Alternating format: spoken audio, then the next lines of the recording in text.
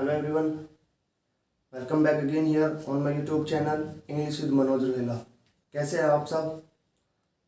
अच्छे हैं। आज आपसे जो है काफ़ी टाइम के बाद मिलना हो रहा है। फ्रेंड्स, मैं थोड़ा बिजी हो गया था, बट ऐसा मत सोचिए कि मैं आपको वीडियोस नहीं दूंगा। आपको प्रॉपरली वीडियोस मिलेंगी and without wasting even a single minute let start our learning. ठीक है, अपने लर्निंग को शुरू करते हैं और देखते हैं कि आगे किस तरीके से सीखना है। लास्ट वीडियो में फ्रेंड्स हमने डिस्कस किया था प्रेजेंट इंडेफिनिट टेंस के बारे में और उसको सीखा था कि किस तरह के जो क्वेश्चंस हैं हमारे प्रेजेंट इंडेफिनिट टेंस में पूछे जाते हैं। आज मैं आपसे बात करूंगा प्रेजेंट कॉन्टिन्यूअस टेंस को लेकर कि कॉन्टिन्यूअस टेंस किस तरीके से यूज किया जाता है और कैसे क्वेश्चन जो होते हैं हमारे एग्जाम के पॉइंट ऑफ व्यू से पूछे जाते हैं। तो फ्रेंड्स, शुरू करते हैं प्रेजेंट कॉन्टिन्यूअस टेंस। जैसे कि आपको इसके नाम से ही पता चल रहा है, प्रेजेंट कंटिन्यूअस टेंस। स्टार्टिंग की वीडियो में मैंने आपको बताया था कि ये एक स्टेट होती है, कंटिन्यूअस स्टेट होती है एक्शन की। जब भी हम कंटिन्यूअस स्टेट को शो करते हैं तो वर्ब की फर्स्ट फॉर्म में आईएनजी लगाते हैं और हमेशा उसको बी की फॉर्म के साथ यूज किया जाता है। बी की फॉर्म जो प्रेजेंट में होती है वो इज आर एम होती है फ्रेंड्स। पास्ट में वाज वर होती है, फ्यूचर में इसकी कोई फॉर्म नहीं होती, वहां पर बी खुद ही आ जाता है। तो आज आगे देखते हैं प्रेजेंट कॉन्टिन्यूअस टेंस को। सबसे पहले फ्रेंड्स इसकी स्ट्रक्चर को समझते हैं कि इसका रूल क्या है। Subject plus is are am, उसके बाद वर्ब की फर्स्ट फॉर्म में बिल्कुल सही आईएनजी और अदर वर्ड्स।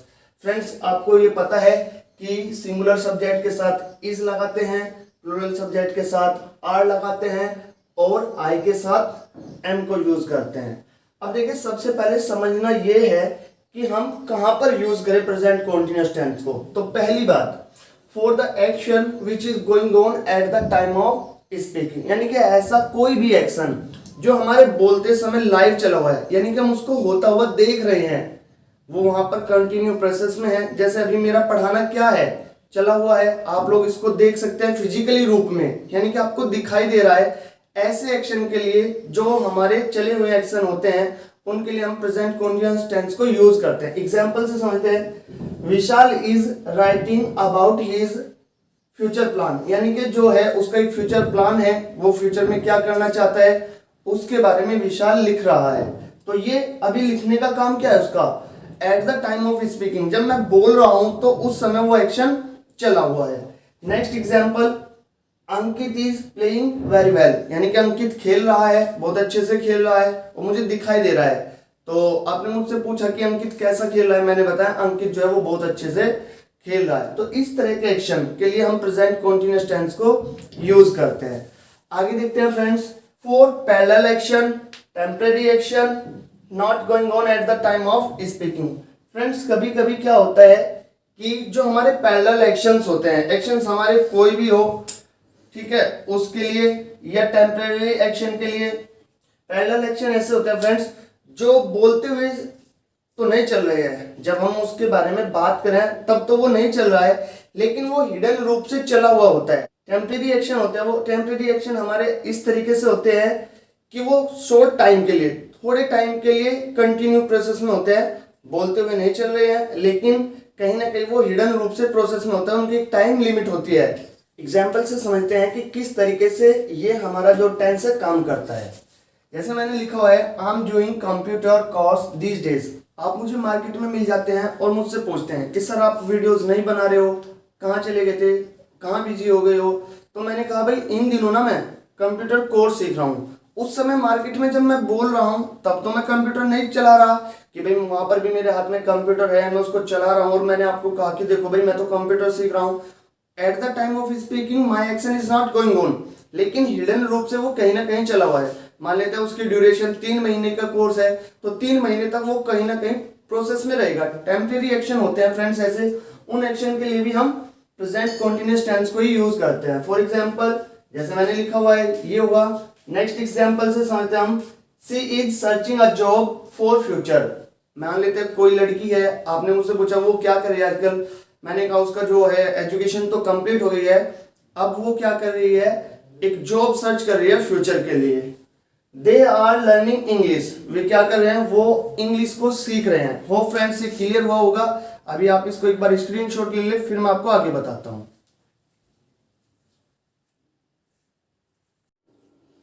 अभी तक हमने सीखा था कि किस तरीके से हम टेम्परेरी एक्शन को यूज करते हैं। अब फ्रेंड्स मैं आपको बताता हूं कि किस तरह के जो क्वेश्चंस होते हैं कॉम्पिटिटिव एग्जाम में पूछे जाते हैं और कैसे कैसे वर्ड्स दिए जाते हैं जिनकी हेल्प से हमें पता चल जाता है कि ये टेम्परेरी एक्शन है और इसको कॉन्टिन्यूस प्रोसेस में यूज करना चाहिए। तो चलिए देखते हैं। जैसे कि यहाँ पर लिखा है to show temporary actions we use, उनको बताने के लिए क्या यूज करते हैं हम? At this time, now, still, today, at present, at the moment, these days, nowadays, etc। Friends ये जो होते हैं हमारे एडवर्ब ऑफ टाइम की फ्रेज बन जाती है जो हमें टाइम के बारे में बताते हैं और वो एक शॉर्ट ड्यूरेशन बताते हैं। मींस उसकी शॉर्ट ड्यूरेशन जो है कंटिन्यू प्रोसेस में होनी चाहिए वो एक्शन की फॉर्म। तो उसके लिए हम क्या करते हैं? आईएनजी फॉर्म को यूज करते हैं। एग्जाम्पल देख लेते हैं। The population is raising very fast at present. अभी आपने देखा कि यहाँ पर जो एट प्रेजेंट है वो एक ऐसी एडवर्ब ऑफ टाइम की फ्रेज है जो जिसमें हमारा कोई भी एक्शन आईएनजी फॉर्म में होना चाहिए। यहाँ पर रेजिंग लिखा हुआ है तो सेंटेंस बिल्कुल सही है, ये सेंटेंस हमारा सही होगा। फ्रेंड्स आगे देखते हैं। Your English is getting better these days. इन दिनों जो है तुम्हारी इंग्लिश कैसी हो रही है? बेटर हो रही है। यहाँ पर हमने देखा दीज डेज लिखा है और दीज डेज के साथ फॉर्म हमारी कंटिन्यू प्रोसेस में होनी चाहिए तो हमने लिख दी गेटिंग और सेंटेंस हमारा सही हुआ। आगे देखें। They water the plant at this time. अब एट दिस टाइम जो है वो हमें प्रेजेंट के बारे में बता रहा है, इसी समय के बारे में, पॉइंट ऑफ टाइम के बारे में। इसके साथ जो हमारी फॉर्म आनी चाहिए वो अब की वो आईएनजी फॉर्म में आनी चाहिए। लेकिन फ्रेंड यहाँ पर तो वाटर लिखा है जो कि फर्स्ट फॉर्म है। अब हमें क्या करना पड़ेगा? यहाँ से वाटर को हटाना पड़ेगा और लिखना पड़ेगा आर वाटरिंग, क्योंकि ये कॉन्टिन्यूस टेंस है और कॉन्टिन्यूस टेंस में दे के साथ आर यूज होगा। होप फ्रेंड क्लियर हुई होगी बात। अब आगे देखते हैं। Continuous tense is used with always, regularly, constantly, continuously etc to express the irritation of the speaker. जो कि हमारा कॉन्टिन्यूस टेंस है वो इन वर्ड्स के साथ भी यूज किया जाता है और जब वो कॉन्टिन्यूस टेंस यूज किया जाएगा आईएनजी फॉर्म के साथ तो ध्यान रखना फ्रेंड्स वो क्या दिखाएगा हमें? इरिटेशन ऑफ द स्पीकर, यानी कि जो बोलने वाला है उसको उस काम से इरिटेशन है, चिड़चिड़ाहटपन है, वो उस काम को लाइक नहीं करता है। एग्जाम्पल से देखते हैं इसको भी। You are always talking in the class. तुम हमेशा क्लास में बात करते रहते हो। जब स्पीकर इस सेंटेंस को बोलता है तो उसको यू का ये एक्शन बिल्कुल भी पसंद नहीं है। नेक्स्ट सेंटेंस देखते हैं।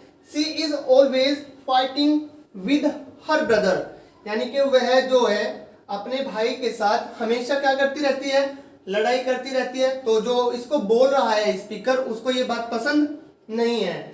You are always worrying. तुम हमेशा चिंता करते रहते हो। होप फ्रेंड्स आपको ये बातें क्लियर हुई होंगी। अब मैं आपको बताऊंगा कि किस तरीके से जो हमारा ऑलवेज है वो इंडेफिनिट टेंस, कंटिन्यूअस टेंस दोनों में यूज होता है और यहाँ से काफी क्वेश्चन जो होते हैं हमारे स्टेट लेवल के कॉम्पिटिटिव एग्जाम, जो अच्छे लेवल पर एग्जाम्स होते हैं उनमें पूछे जाते हैं। तब तक आप इसका एक बार स्क्रीनशॉट लें। चलिए अब हम ऑलवेज को समझते हैं कि ऑलवेज जो है हमारा कैसे इंडेफिनिट टेंस में यूज होता है और कैसे कॉन्टिन्यूअस टेंस में होता है। कई बार इस बात पर भी क्वेश्चंस पूछे गए हैं हमारे एसएससी के एग्जाम में, तो आज इसको हम क्लियर कर लेते हैं। देखिए फ्रेंड्स ये जो ऑलवेज होता है दोनों टेंस में यूज होगा, इंडेफिनिट में भी और कॉन्टिन्यूअस टेंस में भी। लेकिन जब आप इसको इंडेफिनिट टेंस में यूज करेंगे तो वहां पर जो आपका एक्शन होगा, जो काम होगा वो पॉजिटिव सेंस का होगा, मीन्स एक अच्छा काम होगा। लेकिन जब आप इसको कॉन्टिन्यूअस टेंस में यूज करेंगे तो ये नेगेटिव सेंस के साथ यूज होगा, वो एक अच्छा काम नहीं होगा। एग्जाम्पल से समझते हैं। मैंने यहाँ पर लिखा है you always help the poor. अगर आप गरीबों की मदद करते हैं तो ये एक अच्छा काम है या बुरा काम है? पॉजिटिव या नेगेटिव? डेफिनेटली पॉजिटिव है। अगर पॉजिटिव है तो ये मैंने इंडेफिनिट टेंस में लिखा। लेकिन मैंने लिखा यू आर ऑलवेज टॉकिंग, तुम हमेशा बात करते रहते हो, तो गुस्सा आता है। अब हमेशा बात करना क्या है, सही या गलत? नेगेटिव सेंस है। नेगेटिव सेंस है तो कॉन्टिन्यूस टेंस में आएगा। Next example, she always speaks, she always speaks the truth, वह हमेशा क्या करती है, सच बोलती है। तो अच्छी बात है सच बोलना, तो मैंने इसको इंडेफिनिट कैटेगरी में लिखा। लेकिन अगर मैं इसको ऐसे लिख दूं, she is always using mobile, वह हमेशा मोबाइल यूज करती रहती है, तो मोबाइल यूज करना हर समय, ये क्या है फ्रेंड्स, एक नेगेटिव इफेक्ट लोगों के सामने शो करता है, तो मैंने इसको कॉन्टिन्यूअस टेंस में रखा। Third example, I always respect the teachers, मैं हमेशा टीचर्स का सम्मान करता हूं। टीचर्स का सम्मान करना हमारा एक पॉजिटिव एक्शन है। लेकिन यू और ऑलवेज थिंकिंग अबाउट पास्ट, वह हमेशा पास्ट के बारे में सोचता रहता है, मतलब हमें सोचना चाहिए फ्यूचर के बारे में, प्रेजेंट में क्या करना है, पास्ट को लेकर हमें कोई बेनिफिट नहीं होगा, तो ये हमारा एक नेगेटिव इफेक्ट है। नेगेटिव इफेक्ट है तो हमने इसको कॉन्टिन्यूअस टेंस में यूज किया। हो फ्रेंड्स, ये सारी बातें क्लियर हो गई होंगी। Now I will meet you in my next video, till then keep sharing my videos. Thank you, have a nice day.